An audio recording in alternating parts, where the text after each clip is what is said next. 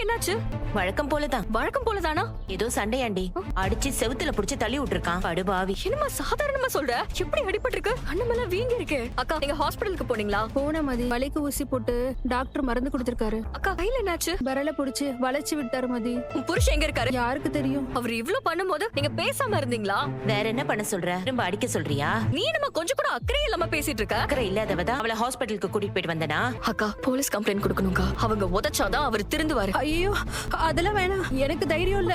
வாங்கக்கா நான் கூட்டிட்டு போறேன். இப்படி அடிச்சிருக்காரு. இது முதல் தடவையும் கிடையாது. அந்த வீட்ல இவங்களுக்கு சுத்தமா பாதுகாப்பும் கிடையாது. இவ்ளோ காரணம் இருக்கு போலீஸ் ஸ்டேஷன் போறதுக்கு. அக்கா நீங்க வாங்கக்கா. மதி வேணாம் மதி. போன மாசமும் இப்படிதானே பண்ணாரு.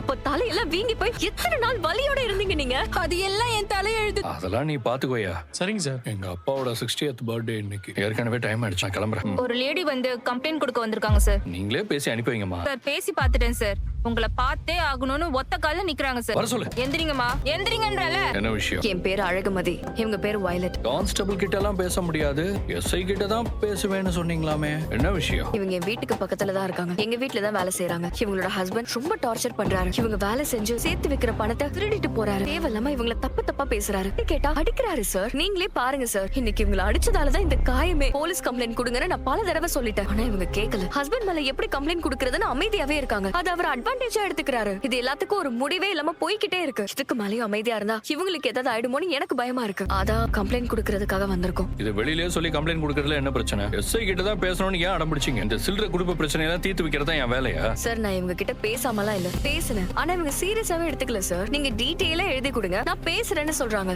கரெக்டா தான் சொல்லிருக்காங்க சார். கம்ப்ளைண்ட் எடுத்து எஃப்ஐஆர் போடணும்ல, போட்ட ரெசீட்டை கொடுக்க சொன்னா கொடுக்கல சார். எங்களுக்கு 1008 வேலை இருக்கு. இது கிடையில குடும்ப பஞ்சாயத்து எல்லாம் பண்ணிட்டு இருக்க முடியாது மேடம். சார் நீங்களே இப்படி சொன்னா எப்படி சார்? டெய்லி அடிக்கிறாரு சார் இவங்கள. வீட்ல பிரச்சனைனா வீட்லயே பேசி முடிக்கணும் மேடம். அதை விட்டுட்டு ஏன் போலீஸ் ஸ்டேஷன் வரீங்க? எங்களால முடியலன்னு தான் சார் நாங்க போலீஸ் ஸ்டேஷனுக்கே வந்தோம். சரி, நீ டீடைல்ஸ் எல்லாம் கொடுத்துருக்கலாம். சார் நீங்க கம்ப்ளைண்ட் எடுங்க. கேக்குறதுக்கு ஆள் இல்லன்னு நினைச்சுக்கிட்டு அவரு ரொம்ப ஆறாரு. நீங்க அவரை விசாரிங்க சார். போலீஸ் ஸ்டேஷனுக்கு வந்த விஷயம் இந்நேரம் அவருக்கு தெரிஞ்சிருக்கும்.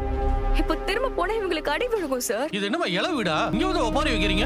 என்ன சார் இது? ஸ்டேஷனுக்கு வந்த லேடிஸ் இப்படிதான் ட்ரீட் பண்ணுவீங்களா? இது என்ன மேடம் வம்பா இருக்கு? வீடுனா பிரச்சனை இருக்கத்தான் செய்யும். அத அவங்க தான் சால்வ் பண்ணணும். எல்லாரும் எல்லாத்துக்கும் போலீஸ் ஸ்டேஷனே வந்தா நாங்க என்ன பண்ண முடியும்? வீடு வீடா போய் பஞ்சாயத்து பண்ணிட்டு இருக்க சொல்றீங்களா? அப்ப மத்த கேஸ் எல்லாம் யார் பாக்குறது? நீங்க பாக்குறீங்களா? எழுதி கொடுத்துட்டு கிளம்புற வழிய பாருங்க. எங்களுக்கு எப்ப தோணுதோ அப்பதான் கூப்பிட்டு விசாரிப்போம். உங்க இஷ்டத்துக்குலாம் நாங்க வேலை செய்ய முடியாது. கிளம்புங்க. ஆமா, நீங்க என்ன ரெண்டு பேரும் ஒரே கலர் Dress போட்டிருக்கீங்க? உங்க அண்ணன் வாங்கி கொடுத்ததுதான். எனக்கும் இவளுக்கும் ஒரே கலர்ல வாங்கி கொடுத்தாரு. ரேவதி வானே. எப்போ வந்த?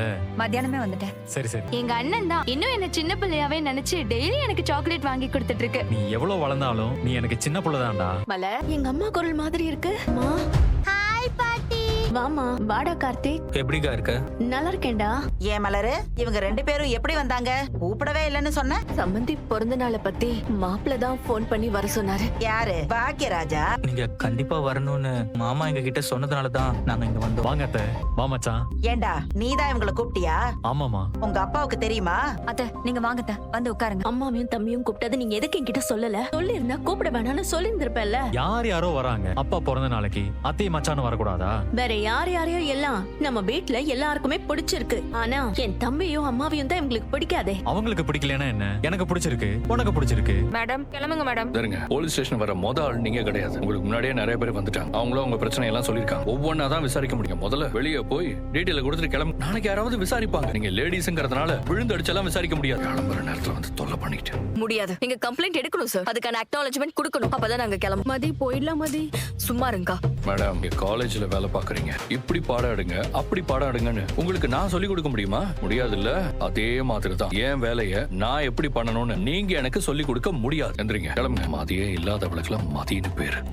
என்ன சார்? கம்ப்ளைண்ட் கொடுக்க வந்தவங்கள இப்படிதான் நீங்க டீஸ் பண்ணுவீங்களா? அம்மா எஸ்ஐமா பார்த்து பேசு. கம்ப்ளைண்ட்டும் எடுக்கல, நீங்க அவமானமும் படுத்துறாரு. இது தப்பு இல்லையா? மேம், இது போலீஸ் ஸ்டேஷன். இங்க வந்து கத்துற வேலை எல்லாம் நீங்க கத்துனா பயப்படுறதுக்கு நாங்க ஒண்ணும் உங்க ஸ்டூடெண்ட்ஸ் கிடையாது. உங்க குடும்ப பிரச்சனையை தீர்க்கறதுக்கு ஒண்ணும் நாங்க இங்க உட்கார்ந்து இருக்கல. கிளம்புங்க. டீச்சர் மாதிரியே எல்லா இடத்துலயும் நடந்துக்க கூடாது. இப்படிலாம் நீங்க பேசவே கூடாது. போலீஸ் ஸ்டேஷனுக்கு லேடிஸ் வந்தா எப்படி நடந்துக்கணும்னு ரூல்ஸ் இருக்கு. அது உங்களுக்கு தெரியுமா தெரியாதா? இப்படிலாம் நீங்க பேசுனீங்கன்னா ஹையர் ஆபீஷியல்ஸ்ல கம்ப்ளைண்ட் பண்ண வேண்டியதாயிடும்.